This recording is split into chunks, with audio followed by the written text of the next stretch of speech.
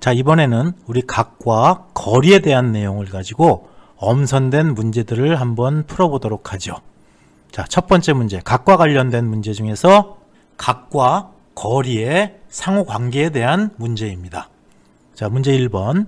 3km 앞에 있는 폭 36cm의 물체 사이에 낀 각은 얼마인가? 라는 문제입니다. 지금 이 그림은 전체 원을 이루고 있는 면적에서 일부분을 떼어낸 그림입니다. 쉽게 얘기하면 우리 피자 파이에서 한 조각을 잘라낸 파이 조각이라고 생각하면 되죠. 자, 이 그림을 보죠. 호도법의 원리로부터 우리가 알 수 있는 게 뭐예요? 그렇죠. 요 각과 요 반지름을 곱하면, 즉 r 곱하기 세타를 하면 요 L이라는 호의 길이를 계산할 수가 있습니다.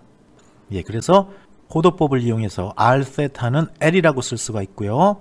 그때 우리가 세타를 구하기 위해서 양변에 r을 나누어 주면 세타는 r분의 L이라고 쓸 수 있습니다. 그리고 이건 호도법을 이용한 거기 때문에 각의 단위, 즉 세타의 단위가 레디안이에요.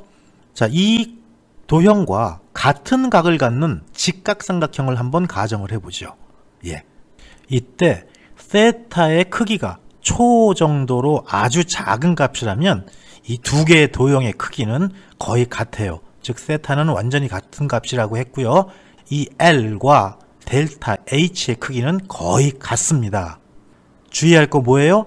반드시 세타의 크기가 초 단위로 아주 작을 때에만. 이해가죠? 만약에 이 세타의 값이 두 개의 도형에서 모두 같더라도 굉장히 큰 값을 갖게 되면 L과 델타 H의 값은 비슷할 수가 없습니다. 이 노란 직각삼각형에서 이 세타는 초 단위의 아주 작은 각이라고 얘기를 했고요. 그 다음에 요 D, 요거는 distance, 즉 거리를 얘기한 겁니다. 그 다음에 이 델타 H는 이러한 거리가 있는 지역에서 이만큼 세타가 차이가 생겼을 때 이 델타 H만큼 변이가 생긴다는 표현을 해놓은 거예요. 자, 이거를 우리가 위에서 내려다본 것 같은 수평 거리로 생각할 때는 직선거리 D와 수평각 세타 때문에 만들어진 이 변이 델타 H라고 표현한 거라고 생각하시면 되고요. 만약에 이게 높이에 관련된 그림이고 이 세타가 수직각이다 라고 할 때에는 수평거리 D와 수직각 세타가 만드는 높이차 델타 H라고 생각하시면 됩니다. 그러면 이 세타가 초 단위의 값으로 아주 작은 값으로 거의 같을 때 이 세타는 R분의 L이라는 식을 우리가 D분의 델타 H라는 식하고 거의 같다고 놓고 쓸 수가 있어요. 자, 이때 이 세타의 단위는 뭐였어요? 레디안이었죠. 그래서 이거를 호도법을 고려해서 60진법으로 바꾸어 주면, 예, 세타 초일 때 로초가 들어간다 그랬습니다. 로초는 206, 265초, 우리 꼭 기억해야 되는 측량에서의 아주 기본적인 값이라고 얘기를 했었죠. 이거 말고 우리가 또 하나 머릿속에 넣어둬야 되는 수치가 있다 그랬어요. 6370km. 이건 뭐죠? 맞아요. 지구의 반지름. 요 로초 값과 지구의 반지름, 요 두 가지 값들은 꼭 머릿속에 기억해야 돼요. 그래야지 만약에 문제에서 이 두 가지 값이 주어지지 않았더라도 우리는 문제를 해결해야 되기 때문이죠. 자, 그러면 이제 우리가 찾아낸 각과 거리의 상호관계에 관련된 식에다가 수치들을 차례로 대입해 줄까요? 자, D는 얼마예요? 자, 떨어져 있는 거리 3km였죠. 그 다음에 폭 얼마?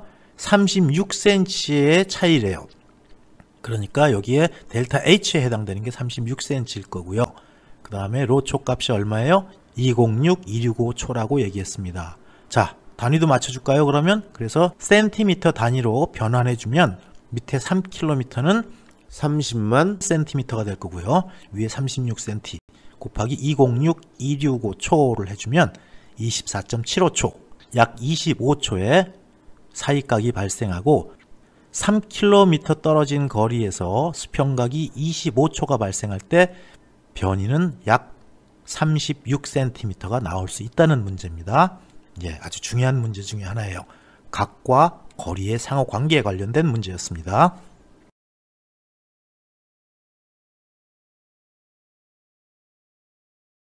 자, 이번엔 각에 대한 얘기 중에서 곡면각에 대한 얘기가 나왔네요. 자, 문제 2번을 보죠. 지표면상의 구면삼각형 ABC의 세각을 관측한 결과 A는 51도 30분, B는 65도 45분, C는 64도 35분을 얻었다. 구면삼각형의 면적을 구하라. 자, 이런 문제네요.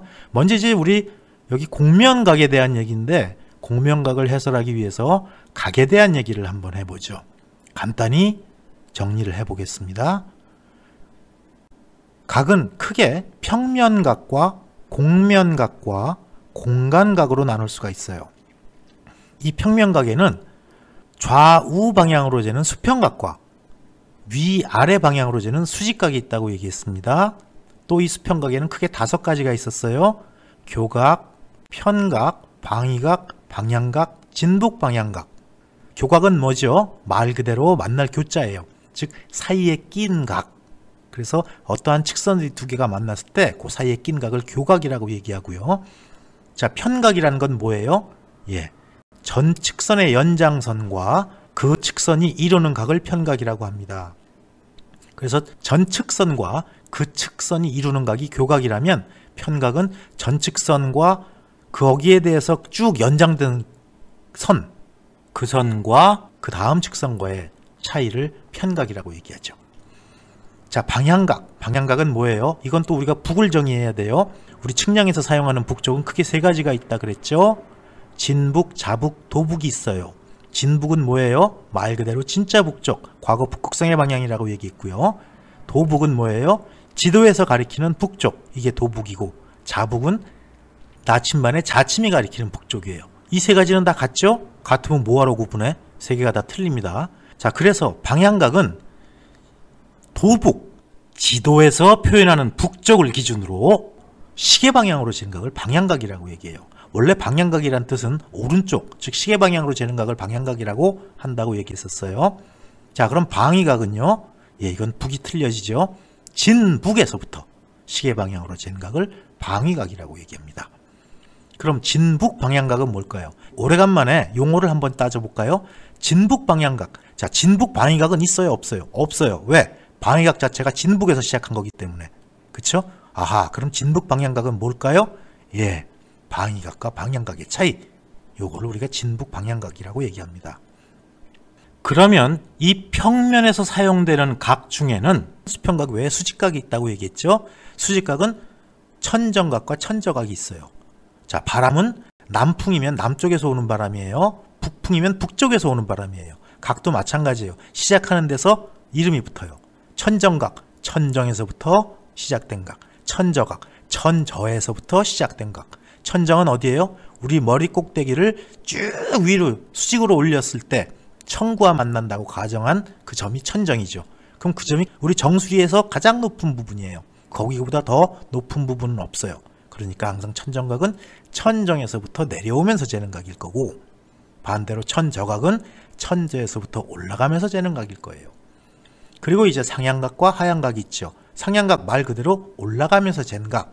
그래서 우러를 앙자를 써서 앙각이라고도 얘기하고요. 하향각은 내려가면서 잰 각이에요. 그래서 부각이라고 얘기하는데, 이 상향각과 하향각의 기준은 어디예요? 천정, 천저가 아니죠. 수평면입니다. 그래서 평면각을 기억해 두실 필요가 있고, 그 외에 이제 곡면각, 말 그대로 곡면에서 이루어지는 각이에요. 지구와 같이 또는 공과 같이, 수박과 같이 여기서 이루어지는 각을 곡면각이라고 얘기합니다. 그리고 공간각, 이거는 빛의 퍼짐과 같이 방사상의 방향으로 쫙 퍼질 때, 그럴 때를 표현하는 각이 공간각이고, 레디안이나 스테레디안을 이용해서 이 공간각을 표현한다 그랬습니다. 여기 우리 문제에서 주어진 게 구면삼각형이에요. 그럼 구면삼각형이 뭘까요? 말 그대로 곡면에서 만들어지는 삼각형, 즉 구면에서 만들어지는 삼각형이에요. 지구와 같이 공처럼 생긴 데서 삼각형을 그리는 거죠. 자, 우리 축구공 위에다가 직선을 3개를 그어서 삼각형을 그린다고 가정을 해보죠. 그러면 이 삼각형은 실제로 직선으로 만들어진 삼각형이 아닙니다. 왜? 공 위에서 그려졌기 때문에 이거는 다 곡선이에요. 그래서 이러한 삼각형은 실제 평면에서 우리가 그리는 삼각형하고는 차이가 나게 되어 있죠. 우리 평면에서는 삼각형의 내각의 합을 모두 더하면 180도입니다. 하지만 곡면에서는 180도보다 커져요. 그렇기 때문에 이 180도보다 커지는 양을 우리가 항상 계산을 해줘야 하고, 이 양을 구괄량이라고 얘기해요. 구괄량, 말 그대로 구체에서 과하게 나타나는 각도의 양이다, 이렇게 표현하면 됩니다. 구괄량. 그래서 우리가 구면삼각형을 정의할 때는 반드시 구괄량을 얘기해 줘야 됩니다. 우리 측량에서는 이렇게 짝을 이뤄서 서로 떨어져서는 못 살고 같이 나와야 하는 것들이 몇 가지가 있어요. 그 중에 하나, 구면삼각형은 구괄량과 아주 절친입니다. 두 개가 떨어져서 해설이 안 돼요. 그리고 여러 가지가 있지만 나중에 응용 측량에서 편경사와 확폭 항상 붙어 다니는 놈들이에요. 이건 같이 조져야 됩니다. 같이 한 방에 기억해 둬야 돼요. 그리고 또 우리 DEM, DTM, DSM, 지구 모델링에서 나오는 얘기들이죠. 이것도 역시 한 방에 같이 기억해 둬야 됩니다. 이런 것들이 여러 개 나와요. 이건 꼭 붙여서 항상 같이 기억하라고 얘기했었습니다. 자, 그럼 이제 구괄량이 뭐라 그랬어요?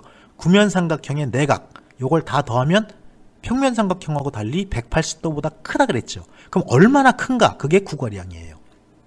자, 우리 문제에서 주어진 세각 51도 30분, 65도 45분, 64도 35분 있었죠. 요 세각을 다 더한 거와 180도와 얼마가 차이가 나나, 요걸 계산해 보는 거예요.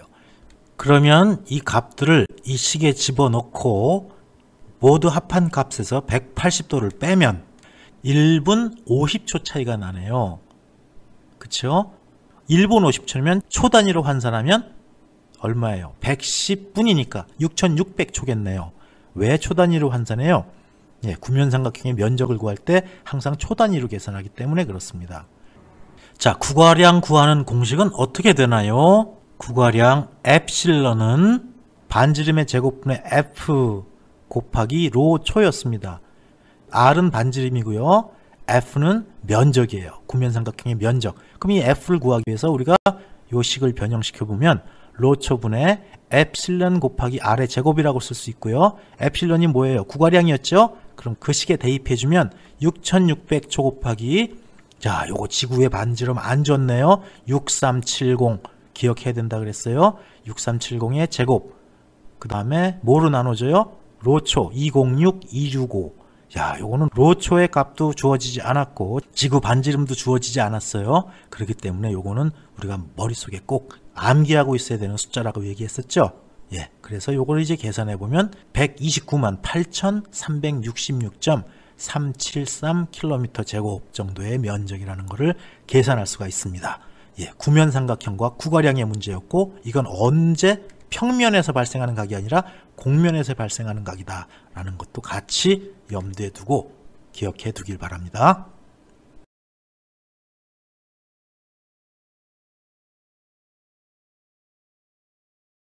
자, 문제 3번을 볼까요? 앞의 문제와 비슷한 문제입니다. 3번, 반지름 2m인 구면상의 구면삼각형 면적이 0.214m 제곱일 때 이 구면삼각형의 구괄량은 얼마인가 라는 문제네요. 기본 공식을 이용해서 바로 문제를 해결할 수 있는 그러한 예제입니다.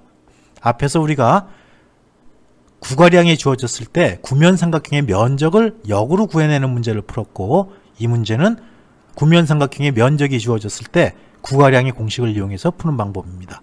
자, 이 구괄량 공식은 어떻게 됐었어요? 엡실런은 R제곱분의 F의 로초였다 그랬죠.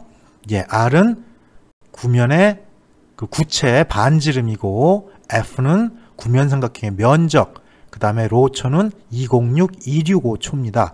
자, 이 문제는 비교적 쉬운 문제입니다. 그냥 공식에다가 주어진 값들을 대입만 해주면 돼요. 자, 그러면 R제곱, R이 얼마인가요? 반지름이 2라 그랬죠. 그럼 2m의 제곱이 여기로 갈 거고, 그 다음에 구면삼각형의 면적이 얼마? 0.213m 제곱이라고 주어졌어요. 그걸 여기다 집어넣고요. 곱하기 155초 얼마? 206, 165초 하면 계산하면 1983.6 하나 둘 다섯 셋 이렇게 나오네요.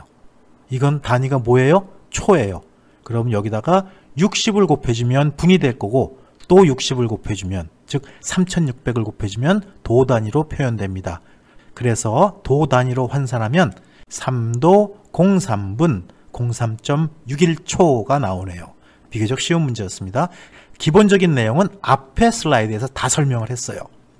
자, 이렇게 공명각에 대한 구면삼각형과 구괄양과의 관계를 묻는 문제였습니다. 자, 그 다음 문제를 보죠. 이번에는 각 관측법에 대한 질문이네요. 그 중에서 먼저 각 관측 방법에 관한 문제입니다. 자, 문제 4번 한번 보죠. 한 측점에서 18개의 방향선이 구성되었을 때 이들 방향선이 각 관측법에 이용될 각의 수는 몇 개인가 라는 얘기예요. 각 관측법의 측각수에 대한 계산 문제네요. 자, 이 문제를 해설하기에 앞서서 우리 간단하게 각 관측하는 방법에는 어떤 것들이 있는지 간단하게 한번 리뷰를 해보고 문제를 해결하도록 하죠. 예, 각 관측하는 방법에는 크게 4가지가 있습니다. 첫 번째 단각법이 있고요. 그 다음에 배각법이 있고, 그리고 방향각법, 그리고 각관측법. 이건 이름이 특이하다 그랬죠. 각관측하는데 이름이 각관측법이에요. 다른 말로 조합각관측법. 요 4가지 방법이 있습니다. 그림에서 보는 것처럼 단각법은 요 5점을 기점으로 A에서 B 방향을 한번 보고 끝내든가 아니면 B에서 A 방향으로 한번 보고 끝내고 집에 가는 거예요. 정확도가 무지하게 높겠죠? 높긴 개뿔. 예. 한 번만 관측하고 끝내기 때문에 제일 낮은 정확도를 가져요. 그 대신 물론 신속은 하겠네요. 자, 그 다음에 배각법, 다른 말로 우리 반복법이라고 얘기했습니다. 이건 뭐예요? 여기 A에서 B까지를 한 번 보고, 2번 보고, 또 3번 보고, 4번 보고, 이럴 경우 4배각법이라고 얘기합니다. 그래서 이거는 단각법에 비해서는 정확도가 높지요. 왜? 여러 번 관측해서 평균화하는 형식으로 구하는 거기 때문에. 그래서 단각법보다는 높은 정확도를 갖는 게 배각법이에요. 자, 그 다음에 방향각법이 있네요. 이 방향각법은 OA 직선을 기점으로 해서 여기서부터 B까지 한번 재고, 또 여기서부터 C 측선까지 또 한번 재고, 여기서부터 D 측선까지 각을 관측하는 방법이에요. 즉 어떤 시준 방향을 기준으로 해서 연속적으로 각을 시준하는 그런 방법이죠. 그래서 한 점에서 많은 각을 관측할 때 사용하는 방법. 그리고 반복법에 비해서는 시간이 절약된다는 특징이 있습니다. 그리고 마지막으로 각관측법 또는 조합각 관측법이라고 얘기하는 이 방법. 이 문제에서 질문한 바로 그 내용입니다. 가장 정확한 방법으로 각을 관측하는 방법이라 그랬어요. OA 직선에서 이렇게 한번 보고 B까지, 이렇게 한번 C까지, 이렇게 한번 D까지를 봅니다. 그 다음에 기준선을 어디로 바꿔요? OB 직선으로 기준선을 바꿔요. 그래서 여기서 C까지, 그리고 여기서 D까지 이렇게 보고요. 또 기준선을 OC 직선으로 바꾸죠. 그래서 여기까지 D까지, 그래서 D까지 또 한번 관측하는 방법이에요. 즉 여러 각을 방향각법으로 차례대로 관측하는 방법이고, 이러한 관측값들을 최소제곱법을 통해서 최하값을 결정하는 방법입니다. 그래서 가장 정확한 값을 취득할 수 있고 1등 삼각측량에 이용한다 그랬어요. 자, 문제에서는 각 관측법에 의해서 18개의 방향선을 구성했다라 그랬죠. 자, 지금 마지막에 설명한 게 바로 요 그림이죠. 동일한 그림이에요. 각 관측법에 대한 방향선을 결정하는 그림. 그렇죠. 그래서 OA 직선 여기서 기점으로 해서 하나, 둘, 3번 재고, OB 직선 해서 2번 재고, OC 직선에서 한 번 쟀어요. 이 그림에서처럼 방향선이 4개뿐이 없다면 그림을 그려서 해결해도 좋아요. 하지만 문제에서 몇 개를 줬어요? 이게 하나, 2개가 아니고 18개야. 이거 쉬는데 시간 엄청 걸립니다. 저 같은 경우는 만약에 문제를 내라면 32개 정도를 낼 거예요. 도저히 그림 그려서 해결할 수 없도록. 좀 못됐죠? 예, 어쨌든 간에 이럴 때 각 관측법에서의 측각수를 어떻게 계산하죠? 예, 요거는 2분의 1에 S에 S-1을 곱해서 계산을 합니다. 여기서 S는 방향선수를 얘기하는 거고요. 자, 18개의 방향선입니다. 그러면 이 S에다가 18을 집어넣어 가지고 공식에서 주어진 대로 간단히 풀 수가 있어요. 그러면 S가 18이라 그랬죠. 그래서 2분의 1 곱하기 18 곱하기 18에서 하나 뺀 거 요걸 곱해주면 153개라는 아주 간략하게 풀 수 있는 그런 단순한 계산 문제입니다. 자, 이번에는 각에 대한 얘기들이 끝났고요. 거리에 대한 얘기를 한번 해보도록 하죠. 그 중에서 이제 거리의 환산에 관련된 얘기입니다. 자, 5번 한번 보죠. 표고 112.24m 지점에서 관측한 기선장이, 다른 말로 관측한 기선의 길이가 3321.25m라면 지구를 곡률 반경이 6370km인 구로 가정했을 때 평균 해수면상의 거리로 보정된 기선장은 몇 미터인가? 말이 좀 헷갈리나요? 제가 간단히 이 문제를 풀어서 설명을 드릴게요. 자, 표고 112.24m라는 해발 112.24m라는 바다보다 높은 지역에서 관측을 했대요. 그리고 나서 이거를 평균 해수면상, 즉 해발 0인 지역으로 보정을 하라는 얘기입니다. 이 문제를 해결하기 앞서서 또 간단하게 이 백그라운드에 대한 이론적인 내용을 한번 리뷰를 해보죠. 먼저 거리에 대한 얘기를 해보겠습니다. 물론 이제 여기서 여러분들 바로 이론적인 공부를 끝내고 문제 푸는 사람들은 기억 속에 남아있겠지만 이론적인 내용을 수강한 지가 좀 오래됐거나 아니면 문제만 듣는 수강생들한테는 기본적인 지식들이 필요할 것 같아서 제가 자꾸 부연 설명이 많아집니다. 자, 거리는 뭐예요? 두 지점을 곡면이건 평면이건 두 지점을 연결한 최단 길이를 거리라고 얘기합니다. 그럼 우리가 지구상에서 관측할 때 이 거리는 모두 세 가지가 있어요. 그림에서 보는 것처럼 수평거리가 있고요. 또 높낮이를 결정해주는 수직거리가 있고, 그리고 이렇게 경사거리가 있습니다. 우리가 지구상에서 관측할 때는 어떤 거리를 얻게 돼요? 네, 수평거리를 얻게 돼요? 아니죠. 왜?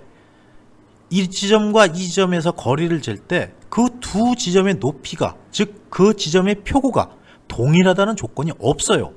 그럼 뭐예요? 한쪽이 높으면 반드시 한쪽이 낮다는 얘기겠죠. 그렇다면 우리가 실제 측량에서 얻어지는 거리는 모두 경사거리입니다. 그럼 이 경사거리는 지도에서 사용하나요? 아니에요. 지도에서 사용하는 거리는 모두 수평거리예요. 그래서 우리가 관측해온 이 관측거리를 가지고 지도를 제작할 때는 첫 번째 무조건 경사거리를 수평거리로 보정을 해줘야 돼요. 이런 거를 우리가 지표면에 대한 경사보정이라고 얘기하죠. 자, 지금 여기서 문제는 이 기준면인 평균 해수면상의 거리로 환산을 하라 그랬어요. 그렇죠? 우리 높이의 기준은 어디예요?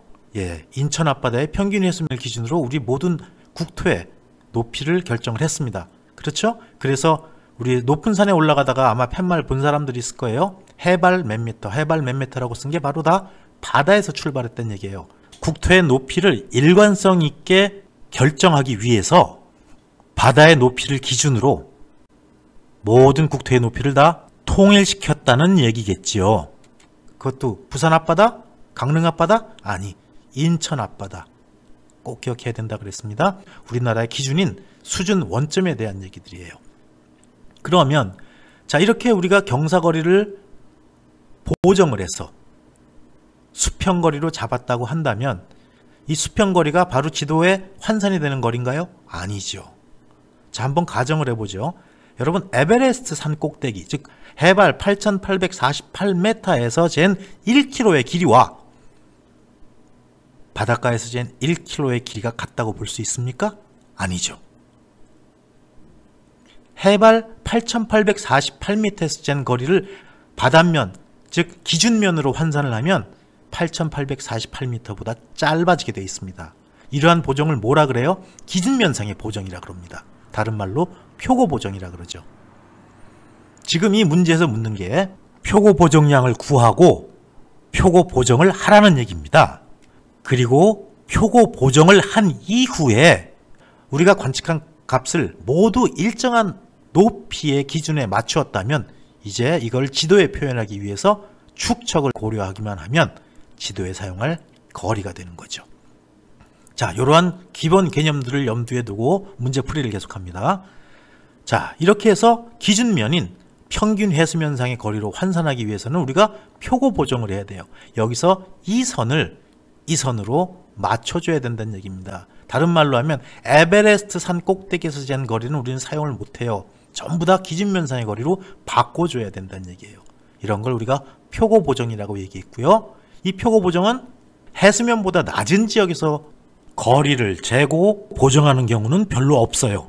네덜란드라면 모를까. 그래서 표고 보정량은 대부분 마이너스 값을 갖게 되고 이 표고 보정량을 구하는 식은 CN이라고 해서 어떻게 쓰나요? 마이너스 R분의 H 곱하기 D 이렇게 씁니다. 여기서 R은 뭐예요? 지구 반경. 문제선 다행히 주어졌네요. 6370km. 그 다음에 H가 뭐예요? 높이죠. 표고 얼마? 112.24m라고 주어졌습니다. 그리고 여기서 관측했을 때 기선 길이가 얼마? 3321.25m라고 주어졌어요. 자, 그래서 요 수치들을 각각 집어넣어서 R에는 6370km, H에는 112.24m, 그 다음에 곱하기 D에는 3321.25m를 해가지고 마이너스를 붙이면 마이너스 0.05852m가 계산이 됩니다. 그러면 요거는 우리가 어디서 표고 112.24에서 잰 거를 요만큼을 빼줘야 평균 해수면상의 거리로 보정이 된다 그랬으니까 기선 길이가 얼만큼 줄어들어요? 그렇죠. 주어진 3321.25m에서 지금 우리가 계산한 표고 보정량만큼 작아집니다. 그래서 마이너스 0.05852m를 해주면 실제 우리가 지도상에서 사용할 거리는 3321.1915m가 되는 거예요. 자, 여기서 여러분들 꼭 하나 기억할 거, 거리의 정의는 뭐다? 두 지점의 최단 길이를 얘기한다. 지구의 지표면을 따라서 꿀렁꿀렁 가는 그 길이가 아니에요. 거리 관측에서 그 꿀렁꿀렁 가는 지표를 따라가는 거리는 골프장에서만 계산하는 거리입니다. 그래서 우리는 항상 측량에서 거리를 얘기할 때 두 지점 간의 최단 길이를 얘기하는 거다. 그리고 이 거리는 수평거리와 수직거리와 경사거리가 있는데 우리는 무조건 관측에서 경사거리가 얻어지기 때문에 수평거리로 환산을 해 주어야 한다. 이게 경사보정이다 라고 얘기했어요. 그럼 이 수평거리로 환산한 거리를 모두 동일한 기준에 맞도록 기준면의 거리로 보정을 해줘야 되죠. 우리나라 같은 경우는 인천 앞바다의 평균 해수면상의 거리. 그리고 나서 이 거리가 결정되면 여기에 축척을 계산해서 지도에 그려 넣으면 이게 바로 우리가 지도에 표현하는 거리가 되는 겁니다. 이 거리의 환산, 이거는 기술사 시험에도 여러 번 나왔었어요. 여러분 꼭 기억해 두세요.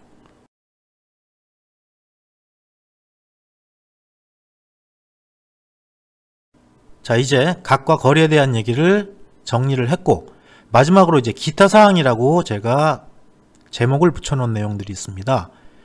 우리가 줄자나 표척을 이용해서 관측을 했을 때 이 표척이나 자들이 정확히 표준자하고 일치를 해서 탁탁탁탁 요 값들을 바로 관측값으로 사용하면 참 좋아요. 하지만 현실은 그렇지 않죠. 거리를 재다 보면 이 표척이나 줄자가 잘못되거나 아니면 뭐 늘어나거나 줄어들거나 이래서 표준자하고 일치하지 않는 경우가 발생합니다. 우리가 이제 앞에서 정오차에 대해서 얘기할 때 이런 얘기를 한 적이 있습니다.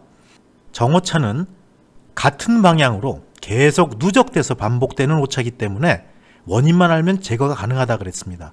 그래서 통상 우리가 정오차를 없애는 것을 정오차의 보정이라고 얘기한다고 했고 과거에는 주로 오차의 제거라고 하면 정오차를 제거하는 것을 얘기했습니다. 자, 하나 예를 들어 볼까요? 내가 여러분들한테 30cm짜리 대나무자를 하나씩 나누어 주었습니다. 근데 이게 표준자하고 재보니까 30cm짜리 자가 아니라 29cm짜리 자였어요. 자, 이 자를 가지고 여러분들이 3m를 재갖고 왔습니다.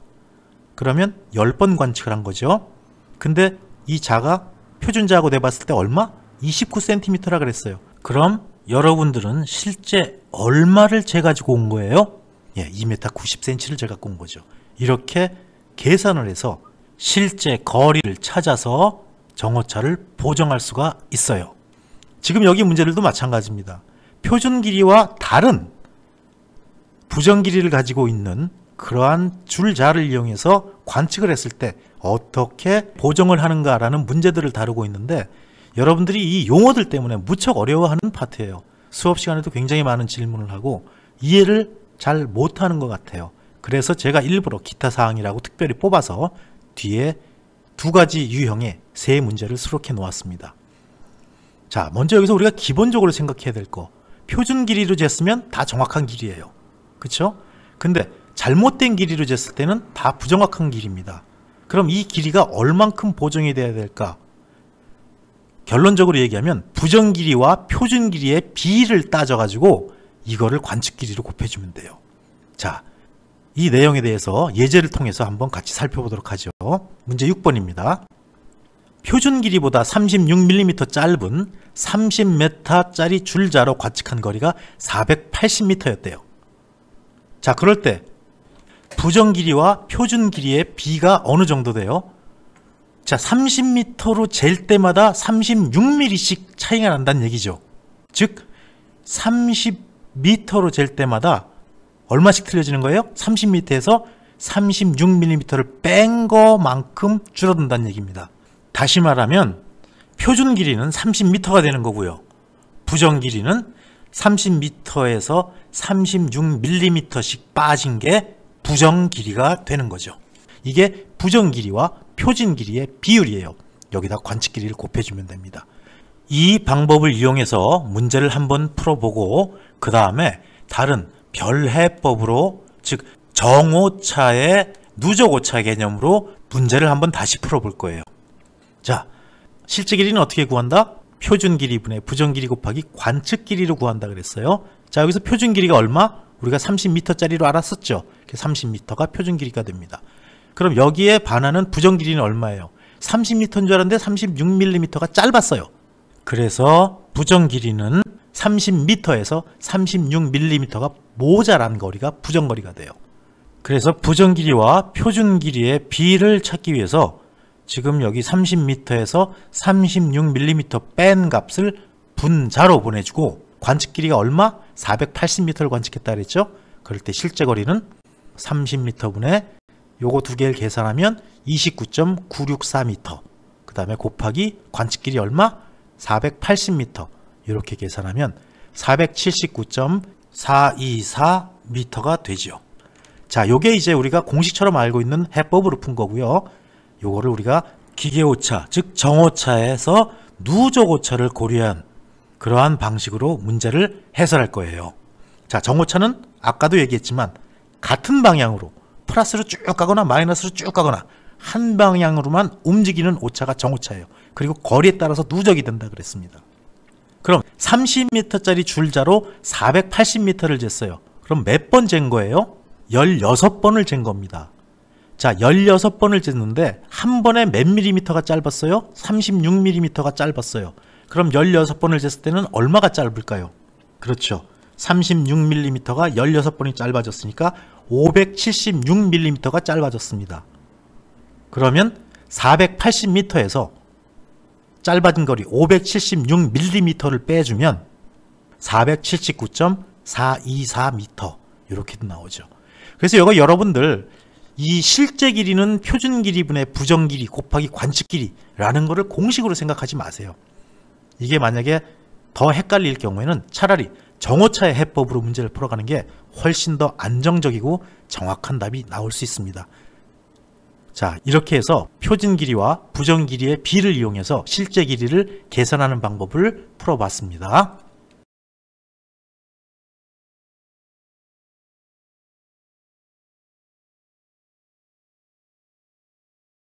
자, 이번에 역시 앞에서 해설했던 문제와 거의 유사한 문제입니다. 하나만 더 보죠. 자, 문제 7번.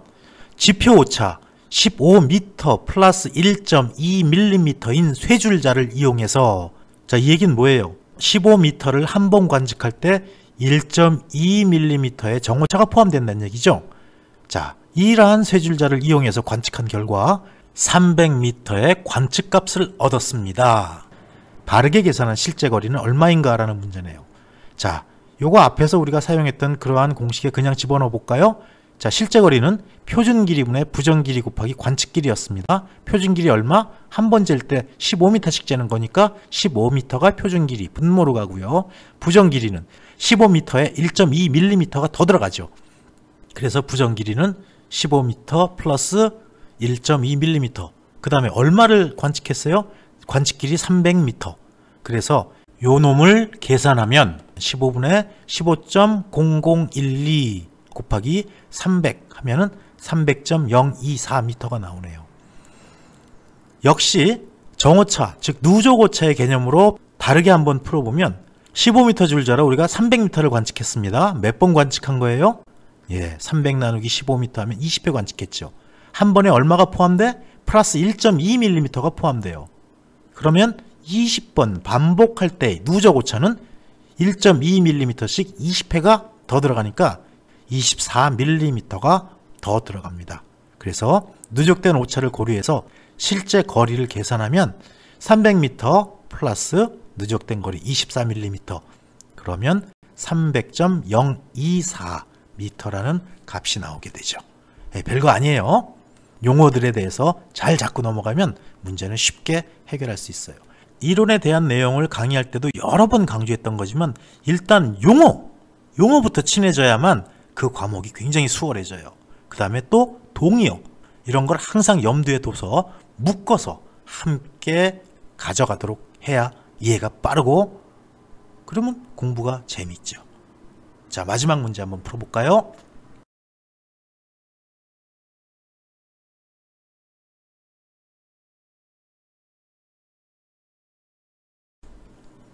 자, 문제 8번 한번 보죠.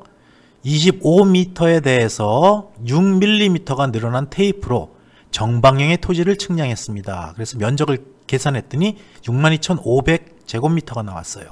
그러면 실제 면적은 얼마가 되겠는가라는 문제예요. 자, 이건 우리가 앞에서 사용했던 공식을 이용해서 그대로 풀 건데, 앞에서 어떤 공식을 썼어요? 실제 길이는 표준 길이분의 부정 길이, 요 비율을 따진 다음에 그 다음에 관측 길이를 따져가지고 실제 길이를 계산했었죠.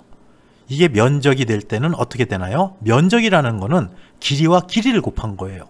다시 말하면 길이의 제곱을 얘기합니다. 그래서 이 공식이 어떻게 변형이 되냐면, 실제 면적은 표준 길이의 제곱분의 부정 길이의 제곱 곱하기 관측 면적이라고 사용할 수가 있는 거죠. 그럼 이 식에다가 우리가 위에서 주어진 값들을 하나씩 차례대로 넣어 볼까요? 표준 길이는 얼마였어요? 25m에 대해서 관측했으니까 표준 길이는 25m가 될 거고요. 부정 길이는 어떻게 될까요? 25m에 대해서 6mm가 늘어났어요. 그러니까 25m 플러스 6mm, 이게 부정 길이가 됩니다. 근데 우리가 여기서 면적을 따지는 거죠. 그렇기 때문에 표준 길이의 제곱, 즉 25m의 제곱 분의 부정 길이의 제곱 25m 플러스 6mm의 제곱, 요 비율을 따져야 되고요. 요 곱하기 우리가 측량한 면적 62,500m 제곱을 곱해주면, 다시 한번 정리하면 25m의 제곱분의 25.006m의 제곱 곱하기 62,500m의 제곱 해서 실제 면적은 62,530m 제곱이 됩니다. 자, 이렇게 해서 우리가 측량에서 가장 기본이 되는 두 가지 요소, 각과 거리에 대한 얘기를 했습니다. 측량에서는 우리가 얻고자 하는 가장 기본적인 요소가 세 가지예요. 각과 거리와 시. 그러나 실시간 측량 외에는 시간에 대한 문제를 거의 다루질 않아요. 그렇기 때문에 그런 문제를 빼놓는다면 측량에서 우리가 얻어내려고 하는 가장 중요한 관측값들이 각과 거리입니다. 그래서 이렇게 해서 우리가 각과 거리에 대한 보정을 하는 것까지 얘기했고, 실제로 여기서 각에 대해서는 따로 삼각 측량이나 다각 측량에서 또 다룰 거고요. 거리에 대해서는 오차에 대해서 보정하는 내용까지 같이 포함된 거. 그래서 다른 말로 하면 이 문제 해설, 즉 각과 거리에 대한 내용과 오차와 오차의 보정, 특히 여기서는 우리 정오차에 대한 내용들을 많이 다뤘는데 이 오차론하고는 불가분의 관계에 있다는 것도 같이 엮어서 공부해 두기 바래요. 여러분들이 이제 조금 더 공부를 해서 이 측량이라는 과목을 한눈에 내려다보게 되면 이게 상호 유기적으로 무척 엮여 있다는 것을 느낄 수가 있어요. 그걸 느낄 정도면 이제 조금씩 대가의 반열로 들어갈 수가 있는 겁니다. 자, 여기까지 각과 거리에 대한 내용들을 같이 예제를 통해서 우리가 여러 문제를 다뤄보았습니다.